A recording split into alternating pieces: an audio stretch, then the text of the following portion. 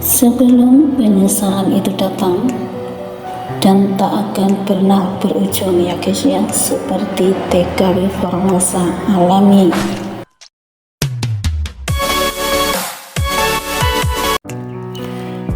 Assalamualaikum warahmatullahi wabarakatuh. Ketemu lagi kalau aku TKW Formosa. Semoga di pagi hari yang mendung ini kita masih tetap sama ya guys ya, masih bisa menjalankan aktivitas seperti biasanya, masih tetap bersemangat dalam mengejar 1K dan 4.000 jam tayang, dan masih tetap mau mengantar teman-teman menuju puncak, dan yang lebih penting masih tetap dalam keadaan sehat ya guys ya. Amin amin amin ya rabbal alamin. Hari demi hari, bulan demi bulan, dan telah berganti tahun ya guys ya. Di situ bapak aku mulai sakit-sakitan yang lumayan parah ya guys ya, harus bolak-balik rumah sakit, sedangkan anak-anaknya nggak ada yang di rumah ya guys ya. Di kisah ini jangan dinilai negatifnya ya guys ya, atau sombong sekali sih TKW Formosa ini. Bukan, sama sekali tidak ada niatan untuk itu ya guys. Aku hanya memberikan motivasi untuk teman-teman aku, terutama yang berstatus single parent ya guys ya, sebagai pejuang keluarga yang harus membahagiakan orang tua dan anak-anaknya ya guys ya, termasuk diri aku pribadi ya guys ya. Dan ambil positifnya ya guys ya. Di sini bagaimana sih perjuangan TKW Formosa? Di dalam sakitnya, bapak aku ini selalu berbicara sama ibu ya guys ya. Kalau sama aku nggak pernah bicara ya guys ya.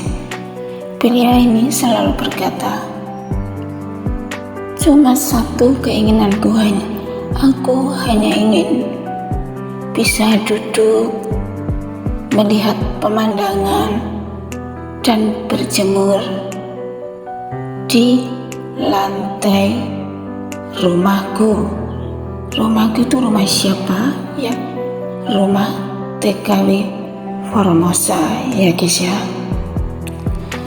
Pada suatu hari ibuku menyampaikan secara langsung ya guys ya. Dan di situ karena aku adalah seorang single parent, aku selalu berunding sama ibu, mana yang harus aku dahulukan gitu ya guys ya. Namun di saat itu aku memutuskan harus membahagiakan orang tuaku ya guys ya, karena tujuan awal juga aku ingin membahagiakan orang tua dan anak-anakku ya guys ya. Akhirnya jalan yang aku ambil entah salah entah benar, ini hanya Allah yang tahu ya guys ya. Karena apa, kalau kita sih berpikirnya mending kita buka usaha dulu ya guys ya. Agar apa? Agar kita cepat pulang dan berada di Indonesia. Namun aku tidak ya guys ya. Di sini aku memutuskan untuk membuat rumah di lantai 2 dengan harapan bisa membahagiakan orang tuaku ya guys ya. Entah kepala jadi kaki atau kaki jadi kepala, aku nggak mau berpikir itu. Karena yang penting bagiku, aku ingin melihat bapakku bahagia di hari tuanya ya guys ya. Dan di kisah inilah ya guys ya, aku punya trauma yang luar biasa, penyesalan yang nggak ada hentinya hingga sekarang, ya guys ya. Jadi kalau aku boleh berpesan ya guys ya, untuk teman-teman semuanya yang masih punya orang tua, yang dekat dengan orang tua, please bahagiakan beliau. Yakin dan seyakin-yakinnya ya guys ya, bahagiakan beliau. Jangan sampai seperti TKW Formosa ya guys ya. Penyesalan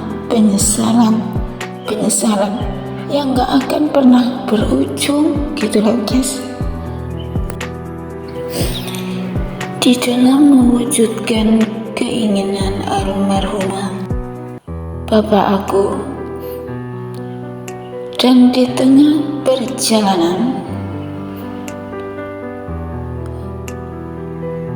aku mendapat kabar dari adik ipar aku bahwa almarhumah bapak aku sudah parah dan tidak ingat apa-apa ya guys ya. Dalam hati apakah nggak menjerit ya guys ya. Karena apa? Ya karena aku sedang dalam proses ingin mewujudkan impian beliau ya guys ya. Nah, di situ aku mulai menghubungi anakku yang pertama ya guys ya, karena posisi saat itu anakku sudah di SMA kelas 1 ya guys ya. Aku menelpon beliau, aku mengatakan Mbak harus segera pulang dan minta izin kepada guru untuk segera pulang. Di situ anak aku menangis, ada apa? Kenapa ruangan kelas aku berbau bunga orang meninggal ya Bu ya? Ada apa dengan Pak W gitu kan kalau memanggil bapak aku. Aku hanya berkata, Mbak Nian harus pulang dan jangan kenceng-kenceng ya kalau naik kendaraan. Izin saja mau pulang. Gitu ya guys ya. Lalu anakku izin dan pulang ya guys ya. Lalu untuk anak yang kedua sama guys. Anak aku yang kedua juga posisi berada di sekolah. Saat itu beliau sudah masuk SD ya guys ya. Mendapat kabar seperti itu, apa sih yang terjadi dengan anak sekecil itu? Tasnya dilempar ya guys, tasnya dilempar di jalan. Beliau lari sekencang-kencangnya dan terus memanggil bapak aku. Di jalan itu beliau berlari ya guys ya, berteriak-teriak, Pak W gitu ya guys, sampai di rumah aku ya guys ya. Sesampainya di rumah, anak-anak aku pasti terkejut dan kaget ya guys ya, karena pulang dalam keadaan rumah ramai, melihat paweknya tidur, gak bisa melihat gitu ya guys ya. Dan jarak sekitar 30 menit